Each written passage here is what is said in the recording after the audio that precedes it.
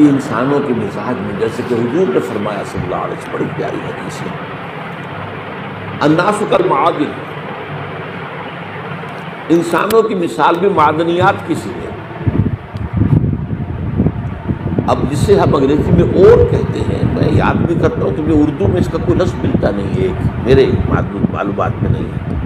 ہم کہہ دیں گے کچی دھات، کوئی ایک لفظ میرے علم کی حد تک نہیں، اور انگریزی کا لفظ بہت بامانی ہے۔ اب اگر کوئی چاندی کی اور ہے تو صاف کریں گے تو چاندی بنے گی، سونا تو نہیں بنے گی، اور سونے کی اور ہے صاف کریں گے سونا بنے گا۔ تو وہ اورس تو اپنی جگہ پر مستقل ہے، ان کو آپ چینج نہیں کر سکتے۔ اسی طرح انسانوں کی افتاد طبع، انسانوں کا مزاج یہ اللہ نے بنایا ہوا۔ اس کو قرآن مجید میں ایک جگہ شاکلہ کہا گیا، قل کل یعمل علی شاکلتہ۔ شاکلہ کسے کہتے ہیں؟ ہمارے مصری لوگ جو ہوتے ہیں، جب کوئی شے ڈھالنی ہوتی ہے اس کے لیے پہلے پیٹرن بناتے ہیں، اسے پاٹرن کہتے ہیں، پاٹرن۔ تو مصری لوگ پاٹرن کہتے ہیں کہ یہ پیٹرن ہے، سانچہ پہلے بناؤ گے تب اس میں اس دھات کو پگھلا کے ڈالو گے تو اس کی شکل اختیار کر لے گا۔ وہ سانچہ جو ہے ہر شخص کی شخصیت کا سانچہ اللہ نے الگ الگ بنایا۔ موٹی موٹی تقسیمیں یہ ہیں۔ ایک تقسیم وہ ہے کہ جو باصلاحیت لوگ ہوتے ہیں، ایک ہے عام آدمی جس کے اندر کوئی خاص صلاحیت ہے ہی نہیں، ان کے بارے میں تو میں کہا کرتا ہوں کہ وہ زندگی نہیں گزارتے بلکہ زندگی انہیں گزارتی ہے۔ ایک تو وہ لوگ ان کا کوئی ہدف نہیں، کوئی مقصد نہیں، بس کھانا پینا، جو حیوانی تقاضے پورے ہو گئے، دن رات گھر دھندے میں لگے ہوئے، آگے کوئی ہماری زندگی کا کوئی ہدف ہے، کوئی مقصد ہے، کوئی مسئول ہے، کوئی کیا ہے، کوئی ہائر ہے، کوئی آئیڈیالوجی ہے، کوئی آدرش ہے، اس کو ہندی میں آدرش ہے۔ یہ تو ہے عوام الناس جو قرآن کی روح سے انسان کی شکل میں حیوان ہے۔ لہم قلوب لا یفقہون بہا ولہم اعین لا یبصرون بہا ولہم آذان لا یسمعون بہا اولئک کالانعام بل ہم اضل۔ یہ تو چوپایوں کے مانند ہیں بلکہ ان سے بھی گئے گزرے، اس لیے کہ چوپایا تو پیدا ہی اس سطح پر کیا گیا ہے، اسے پیدا کیا ہے لقد خلقنا الانسان فی احسن تقویم، اور پھر یہ حیوان کی سطح پر زندگی گزار رہا ہے۔ ایک جو ان میں صلاحیت کچھ ہے، اب اس میں سے دو طرح کے لوگ نکلے۔ ایک وہ جن کے اندر ایک نیکی اور بدی کی تمیز موجود ہے، اندر حص ہے، مورل لا جسے کانٹ کہتا ہے، جو کچھ سوچتے ہیں، غور کرتے ہیں، چیزوں کو دیکھتے ہیں، اس سے نتیجہ اخذ کرتے ہیں۔ بنظر عبرہ، جیسے میرا دیکھنا عبرت کا دیکھنا۔ یہ لوگ وہ ہوتے ہیں کہ جو اپنی سلیم الفطرتی کی وجہ سے اور سلیم العقلی کی وجہ سے حقائق کائنات کے قریب پہنچے، یہ صدیقین ہیں۔ یہ وہ لوگ ہوتے ہیں کہ ان کے کانوں میں کسی نبی کی آواز آئے گی تو فوراً لپک کر قبول کریں، نو ہیسیٹیشن واٹس ایور۔ کیوں؟ کہ وہ تو وہی کہہ رہا ہے نبی جو ان کے اپنے دل میں ہے۔ دیکھنا تقریر کی لذت میں جو اس نے کہا، میں نے یہ جانا بھی گویا یہی میرے دل میں تھا، اس نے تو میرے دل کی بات کی۔ ایک وہ لوگ ہوتے ہیں کہ جن کو ان چیزوں سے دلچسپی نہیں، کھیل کود، یہ وہ، بھاگ دوڑ، کشتی، شکار، یہ وہ، اس پر ان کے اندر کی فطرت کے اوپر ایک کرسٹ آ گیا ہوتا ہے، بہت یعنی سخت قسم کا، اوپر چھلکا کہیں کیا کہیں کرسٹ، تو ان حقائق کی طرف توجہ نہیں ہوتی۔ میں نے آپ کو بتایا تھا جدید سائیکالوجی میں پہلی قسم کے لوگ انٹروورٹس کہلاتے ہیں، دوسرے ایکسٹروورٹس کہلاتے ہیں۔ تو ان کو حقائق کی طرف دلچسپی، بظاہر سے دلچسپی ہے، بس یہ وہ لوگ ہوتے ہیں کہ جن کا یہ کرسٹ کسی جذباتی بات سے پھٹتا ہے، جیسے حمزہ کی مثال بھی میں نے آپ کنیز نے کہا کہ آج تو ابو جہل نے آپ کے بھتیجے کے ساتھ بہت برا سلوک کیا، اب 6 سال گزر گئے تھے، تب بھتیجے کی بات پر کبھی توجہ ہی نہیں کی، بھتیجا کہہ کیا رہا ہے یہ، حالانکہ انتہائی محبوب بھتیجا، انتہائی محبوب، بس اس کہنے کے اوپر گھر میں داخل نہیں ہوئے، سیدھے گئے، کمان ماری ہے دے کر ابو جہل کے سر پر، تو تم نے میرے بھتیجے کے ساتھ یہ سلوک کیا، اور فوراً اچھا میں اس پر ایمان لایا، آؤ کرو مقابلہ۔ یہ اسلام ہے۔ یہی حضرت عمر کی تھی. انہوں نے اپنی بہن میں جو عظیمت دیکھی کہ عمر چاہے ہمیں ہلاک کر دو، اب ہم اس دین کو چھوڑنے والے نہیں. چونک کر کھڑا ہو بولے کیا ہے یہ سب حضرت میں یہ ایسی. تو یہ تو ہم گفتگو کر چکے ہیں. آج میں ایک اور اعتبار سے بات کروں. وہ یہ جو آیات انہوں نے آج پڑھی ہیں، ان میں انسانیت شناسی کا ایک اور پہلو صاحب ہے. انسانوں کی شخصیت ہوتی ہے، مختلف افکار. اس میں میں خاص طور پر ذکر کروں گا، مولانا مودودی نے اپنے تفہیم القرآن کے مقدمے میں بڑی اہم بات کی، بہت اہم بات کہ قرآن مجید ایسی کتاب نہیں ہے جسے کوئی شخص اپنے اسٹڈی روم میں یا ڈرائنگ روم میں آرام سے بیٹھا ہوا وہ پڑھتا رہے، سمجھتا رہے، ڈکشنری دیکھ لی، یہ دیکھ لیا. یہ مینول آف ریولوشن ہے، یہ انقلاب کا لائحہ عمل ہے. جب تک آپ اس انقلابی عمل میں شامل نہیں ہوں گے اس کی اصل حقیقت آپ پر منکشف ہی نہیں.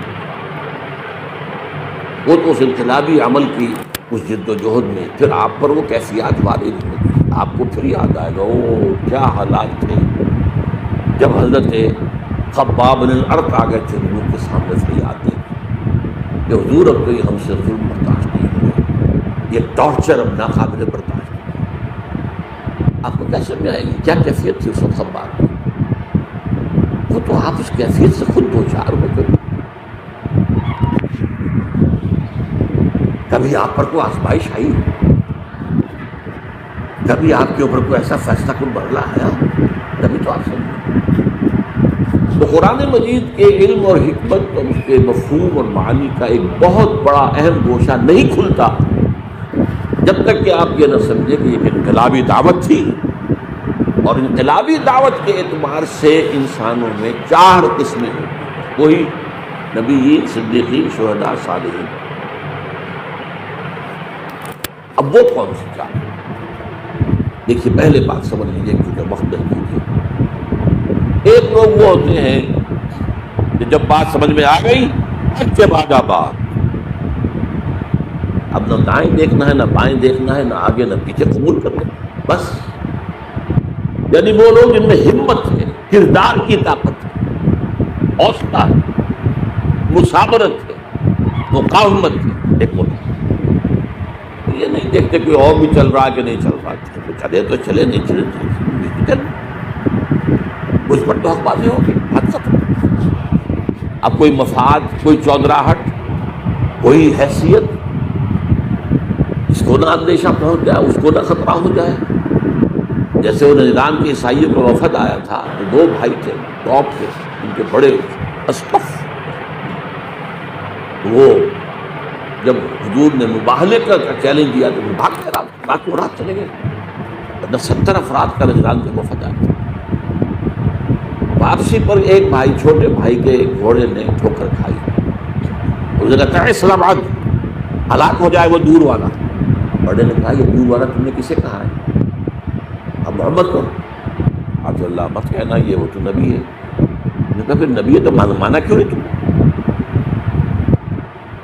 دیکھو ہمیں نیشنل روم میں بڑی سہولتیں دے رکھی ہیں، بڑی مراعات دے رکھی ہیں، ہماری بڑی حیثیت ہے.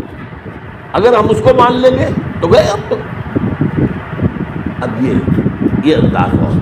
ایک میں جو بتا رہا ہوں وہ کیا ہے کہ بات دل میں اتر گئی، حق نے دل نے گواہی دے دی کہ حق ہے. اب کوئی دائیں بائیں دیکھتا، کوئی اور ہے کہ نہیں ہے، کوئی چل رہا ہے نہیں چل رہا ہے، کیا امکانات ہیں، کیا کوئی حساب کتاب کر کے کیا امکانات ہیں، کامیابی کے کتنے فیصد امکان، کچھ نہیں. حق ہے اور حق کا یہ حق ہے کہ اسے قبول کیا جائے. اور پھر ہر سے بعد آباد، یہ ہر سے بعد آباد جو کہتے ہیں کیا ہے، یہ اصل شعر ہے. ہر سے بعد آباد ماں کشتی دراب انداختے، ہم نے تو کشتی ڈال دی ہے، اب یہ کشتی ڈوبے گی تو ہم بھی ڈوبیں گے، یہ تیرے گی تو ہم تیریں گے. Total identification with a cause, کسی مقصد کے لیے، کسی نسب العین کے لیے ٹوٹل آئیڈینٹیفیکیشن، یہ ایک طرح کا. پھر دوسرے نمبر پر آتے ہیں جو حق سمجھ میں تو آ گیا، بس بھی ہمت ملی کچھ کبھی زیادہ نہیں، لیکن وہ دیکھتے طرح کچھ اور بھی لوگ چلیں، ابھی تو یہ راستہ ہی پتہ نہیں کیسا آگے آنے والا ہے. اچھا 2-4 آدمی آگے چلتے نظر آئے تو حوصلہ ہو جاتا ہے، چل رہے ہیں اور بھی چل رہے ہیں. جیسے آپ کہتے ہیں انچارٹرڈ سیز، ایسے بھی سمندر ہوتے ہیں کہ ہمارے پتہ نہیں پہلے چٹانیں ہیں کیا ہے، وہ جو بنے ہوئے ہوتے ہیں ان کے نقشے، اسی کے مطابق جہاز چلتے ہیں، ادھر ادھر ڈوب جائیں گے کیا پتہ. زیر زمین جو ہے چٹانیں، تو آگے کیا ہے، کیا ہوگا، کیسے ہوگا، کچھ پتہ نہیں ہے. یہ لوگ ذرا جھجکتے ہیں کھڑے رہتے ہیں، سوچتے ہیں.